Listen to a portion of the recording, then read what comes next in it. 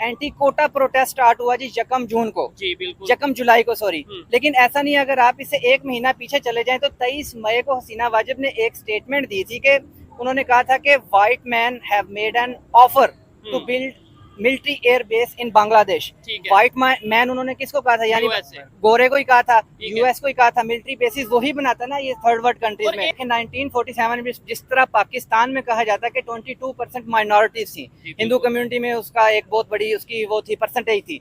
तो हेलो दोस्तों, मैं आ गया इस चैनल में फिर से एक नई वीडियो लेकर आप लोग के लिए। और ये वीडियो इंटरेस्टिंग होने वाला है क्योंकि जो बांग्लादेश के जो पीएम थी शेख हसीना, वो वहाँ से भाग गई है। और भागने के बाद जो बांग्लादेश का जो हाल है वो देख के आप भी चौंकने वाले हैं। तो आइए देखते हैं इस वीडियो में कि क्या होने वाला है, क्या हुआ है बांग्लादेश का हाल, और वहाँ के जो लोग हैं कितना बुरी तरीके से हिंदुओं को सताया जा रहा है वहाँ पे। जो वहाँ के जो लोग हिंदू जो लोग हैं वहाँ पे हिंदू लोग का दुकान लूटा जा रहा है, घर जलाया जा रहा है, और मंदिर जो है देवी देवता जो वहाँ के हैं उसको तोड़ा जा रहा है। बुरा हाल कर दिया पर हिंदुओं को वहाँ पे। बांग्लादेश के जैसे मुस्लिम जो लोग हैं ना, वो पूरी तरह से वहाँ का जो हाल पूरा बिगाड़ दिया है। और शेख हसीना जो है उनकी जो घर है उन घर को भी लूटा गया है पूरी तरह से। जो हाल हुआ है ना, आप भी देख के चौंकने वाले हैं। तो स्टार्ट करते हैं इस वीडियो को और देखते हैं कि पाकिस्तानी जो लोग हैं उनकी क्या ओपिनियन इसके बारे में। तो स्टार्ट करते हैं इस वीडियो को, बने रहे इस वीडियो पे। चैनल पे नए हैं, चैनल को सब्सक्राइब कर दे, वीडियो को लाइक कर दें। चलिए मिलते हैं वीडियो में। अस्सलाम वालेकुम। वालेकुम सलाम। कैसे हैं आप? और आप कैसे हैं भाई? अल्हम्दुलिल्लाह मैं भी ठीक हूँ। ठीक हो गया, काम शाम कैसा चल रहा है? बहुत अच्छा चल रहा है। ठीक है आदिल भाई, आपकी वैसे तो हम वीडियोस देखते हैं, आबिद अली के साथ आप वीडियो करते हैं, बहुत मतलब मुख्तलिफ इश्यूज के ऊपर डिस्कशन करते हैं। लेकिन मैं ये समझता हूँ बांग्लादेश की जो इस टाइम करंट सिचुएशन है, बहुत से लोग ये बात तो कर रहे हैं कि अब देखें वहाँ पे कौन सी गवर्नमेंट आएगी, कौन सी गवर्नमेंट जाएगी, इनकलाब आ गया, ये हो गया, जो तलबा हैं स्टूडेंट्स हैं उन्होंने बहुत ही जो है कोई कारनामा किया। लेकिन वहाँ पे जो मिनॉरिटीज हैं उनके ऊपर कौन बात करता नजर आ रहा है? क्या समझते हैं? वैसे हमें फलस्तीन, वैसे हमें दुनिया के किसी भी एरिया में कुछ ऐसा इशू होता है तो हम कहते हैं वहाँ पे ये देखें जी मुसलमानों के साथ ये चीजें हो रही हैं। हमें एज ए ह्यूमन बीइंग मिनॉरिटीज की अगर बात करें तो हिंदू के ऊपर, सिख के ऊपर, क्रिश्चियन के ऊपर, जहाँ पे भी कुछ गलत हो उसके ऊपर बात करनी चाहिए या नहीं? जी बिल्कुल बात करनी चाहिए। आपने जो बात की लिटन दास वाली, सबसे पहले तो मैं वो करेक्शन कर दूं कि सुबह से एक खबर काफी वायरल थी, सरफेस कर रही थी इंटरनेट पे कि लिटन दास जो उनके क्रिकेटर हैं जो हिंदू कम्युनिटी से बिलोंग करते हैं, उनके घर को नजरे आतिश कर दिया गया, उन्हें जला दिया गया। लेकिन बाद में पता चला कि वो थोड़ा सा मिस या इन्फॉर्मेशन है, वो लिटन दास के घर को नहीं जलाया गया, उनके एक एक्स कैप्टन थे बांग्लादेश टीम के मुशर्रफी, जो कि ये रिसेंट हसीना वाजिब की जो गवर्नमेंट आई है अवामी लीग की, उसमें मेंबर पार्लियामेंट इलेक्ट हुए थे, उनके घर को जलाया गया। वो हसीना वो वाजिब की वजह से, गमो गुस्से की वजह से, पॉलिटिकल पॉइंट ऑफ व्यू से। हाँ, ये नहीं कि वो क्रिकेटर हैं या किसी वजह से। लेकिन आप बात बिल्कुल ठीक कर रहे हैं। जो ह्यूमैनिटी, हमारे तो चैनल का नाम भी ह्यूमैनिटी फर्स्ट है, तो वो बेशक ह्यूमैनिटी को लेके, बेशक गजा में बच्चों के साथ ज्यादती हो या औरतों के साथ, बूढ़ों के साथ उनको बेजा उनकी जान जाए, या फिर ये जो हिंदू कम्युनिटी बांग्लादेश में इसकी जान जाए, या पाकिस्तान में जैसा क्रिश्चियन कम्युनिटी की जड़ा वाला केस हुआ, हर जगह पे इसकी आवाज उठानी चाहिए। सबसे पहले तो जो रिलेटेड गवर्नमेंट्स हैं उनको कोई ना कोई स्ट्रॉन्ग एक्शन लेना चाहिए। अगर वो नहीं लेते तो फिर यूनाइटेड नेशन की ह्यूमन राइट विंग है, उसको अपना रोल अदा करना चाहिए। ठीक है, अच्छा आपसे मजीद भी बात करूंगा। हुरम भाई, आप क्या कहना चाहेंगे कि वैसे हमें दुनिया के हर कोने में जहाँ पे भी जुल्म हो रहा है, पाकिस्तान को छोड़ के वैसे हमें हर चीज़ नजर आती है, गवर्नमेंट हमारी बोलती है, कभी हमारी पब्लिक बोलती है, कभी मीडिया बोलती है, लेकिन बांग्लादेश की मिनॉरिटीज़ जो इस टाइम मुश्किलात फेस कर रही हैं, खासतौर पर अगर हिंदू कम्युनिटी, क्योंकि ज़्यादा वहाँ पर अगर बात करें वो है तो इसलिए उनका जिक्र कर रहे हैं, क्या लगता है कि इंडिया में चल जाएंगे वो सारी हिंदू कम्युनिटी? और क्या इंडिया में इतनी कैपेसिटी है या इंडियन गवर्नमेंट ऐसी कोई पॉलिसी लाएगी कि भाई जो इस टाइम हालात हैं, जैसे अफगानिस्तान का हमने देखा जब वहाँ हालात खराब हुए, कुछ लोग वहाँ से यहाँ पाकिस्तान माइग्रेट कर गए। देखें, टॉपिक आपका बड़ा जबरदस्त है। ठीक है, मैं इस पे ये कहना चाहूँगा एज ए पाकिस्तानी, ठीक है, अगर हम एज इंसानियत बात करें ना तो गलत है। ठीक है, ऐसा नहीं होना चाहिए, किसी भी जगह नहीं होना चाहिए, क्योंकि जब एक अमन की बात हुई है ना तो फिर अमन के साथ रहना चाहिए पूरी दुनिया को। ठीक है, सेकंड, और दूसरे नंबर पे पाकिस्तान को सीखने की जरूरत है। ये मैं तो समझता हूँ पाकिस्तान के मीडिया को ये चलाने की बजाय कि भाई बांग्लादेश में हसीना वाजिद के साथ ये हो गया, बांग्लादेश में इनकलाब आ गया, पाकिस्तान की मीडिया को ये चलाना चाहिए कि पहले श्रीलंका में ऐसी सिचुएशन हुई, उससे पहले अफगानिस्तान में ऐसी सिचुएशन हुई, अब बांग्लादेश में ऐसी सिचुएशन हमें देखने को मिल रही है। तो हमारे लिए ये अलार्मिंग सिचुएशन है, सीखें बजाय दूसरों का वो बताएं। क्या कहना चाहेंगे आदिल भाई इसके ऊपर? मैं आपको सबसे पहले जो आप हिंदू कम्युनिटी की बात करते हैं बांग्लादेश में, थोड़ी सी आपको ना इसका पूरा बैकग्राउंड और वो बताना चाहता हूँ कि आप देखें 1947 में जिस तरह पाकिस्तान में कहा जाता है कि 22% माइनॉरिटीज थी हिंदू कम्युनिटी में, उसका एक बहुत बड़ी उसकी वो थी परसेंटेज थी। तो इसी तरह ये कहा जाता है कि जो कि अब शायद 1% या 2% रह गए हैं। बांग्लादेश में भी 1947 में 14%, 13 से 14% हिंदू कम्युनिटी थी। अच्छा। जो कि आज के टाइम में ऑलमोस्ट 8% रह गई है। अब मैं आपको बताता हूँ, ये बिल्कुल वो लिटन दास वाली खबर तो मुझे लग रहा है शायद उस तरह नहीं थी जिस तरह सुबह वायरल हुई। यहाँ पे मैं आपको रोकना चाहता हूँ और पब्लिक से पूछना चाहता हूँ, मुझे आइडिया नहीं था कि 1971 में बांग्लादेश में मिनॉरिटीज की क्या वहाँ पे रेशो थी और आज 2024 में मिनॉरिटीज की क्या रेशो है। अगर तो इतना फर्क आया तो इसका मतलब बांग्लादेश और पाकिस्तान में फिर फर्क तो ना हुआ कोई। हमें तो बल्कि ये बताया जाता है कि भाई पाकिस्तान में मिनॉरिटीज इसलिए कम हुए हैं कि वो मूव करके बांग्लादेश में, तो इसलिए कम हुए हैं। नहीं, ऐसा नहीं है। लेकिन जो मौजूदा सूरत हाल है बिल्कुल हिंदू कम्युनिटी का, तो हम ये जो सारे दंगे फसाद या ये जो एंटी कोटा प्रोटेस्ट हुआ है, इससे पहले भी हम खबरें सुनते थे कि बांग्लादेश में हिंदू कम्युनिटी के साथ जुल्म ज़्यादती हो रही है। लेकिन उसके मैं क्योंकि 1-2 दिन से मैं खुद भी वीडियोस करता हूं, तो मैं ये टॉपिक को थोड़ा देख रहा था। मैंने जो खबरें देखी हैं कि आप देखें ये पिछले 2-3 दिन में जब ये सारा हंगामा हुआ है, इसमें चिटागोंग में एक टेंपल को अटैक किया गया जिसका नाम श्री कृष्णा टेंपल है। इसी तरह एक मौलवी बाजार उनका कोई इलाका है, उधर भी एक टेंपल को अटैक किया गया, अपना काली टेंपल के नाम से कोई टेंपल है।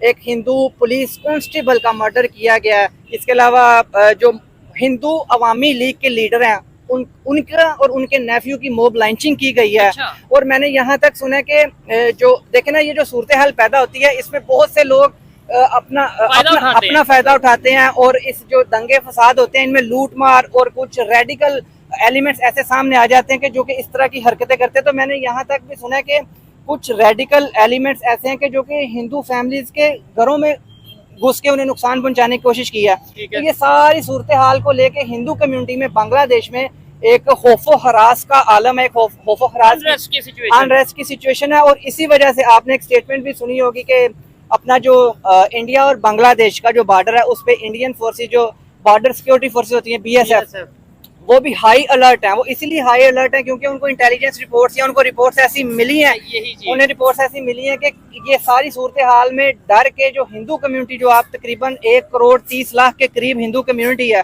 वो इंडिया मूव करना इलीगली इंडिया में इनफिल्ट्रेट करने की कोशिश ना करे। क्योंकि जब इलीगल आप किसी भी कंट्री में, और वो भी इतनी बड़ी तादाद में जाएंगे, तो उससे बहुत से मसले मसाइल पैदा होते हैं। रोजगार को लेके, खाने पीने को लेके, फूड इनसिक्योरिटी पैदा हो जाती है, रहाइश का मसला पैदा हो जाता है और बहुत सी बीमारियां भी फैलती हैं। और वैसे भी इलीगल, हम वैसे भी सुनते हैं कि नेपाल से और बांग्लादेश से काफी लोग इंडिया ऑलरेडी आते हैं जो आपके सिलसिले में बिजनेस इलीगल है। जैसा सीमा हैदर वाला केस था पाकिस्तान वाला, वो भी इधर से आया। तो ये इस टाइम जो हिंदुओं की सिचुएशन है, तो मुझे लगता है कि सबसे पहले तो जो इस टाइम बांग्लादेश की मिलिट्री ने होल्ड संभाला हुआ है, उन्हें चाहिए कि लॉ एंड ऑर्डर सिचुएशन को काबू में रखें और जो माइनॉरिटीज हैं उनको सेफ रखें। नहीं तो अगर इंटरनेशनली फिर ह्यूमन राइट को आवाज उठानी चाहिए। और सबसे ज्यादा यूनाइटेड स्टेट्स ऑफ अमेरिका को, जो कि पूरी दुनिया में फ्लैग बैरियर बनता है ह्यूमन राइट्स का, उसको आवाज उठानी चाहिए। नहीं, इधर मैं बिल्कुल डेफिनेटली पाकिस्तान हो या USA हो, लेकिन आपकी बात करता हूँ, इस वक्त जो सबसे ज्यादा आवाज उठती नजर आ रही है वो इंडियन मीडिया उठा रहा है,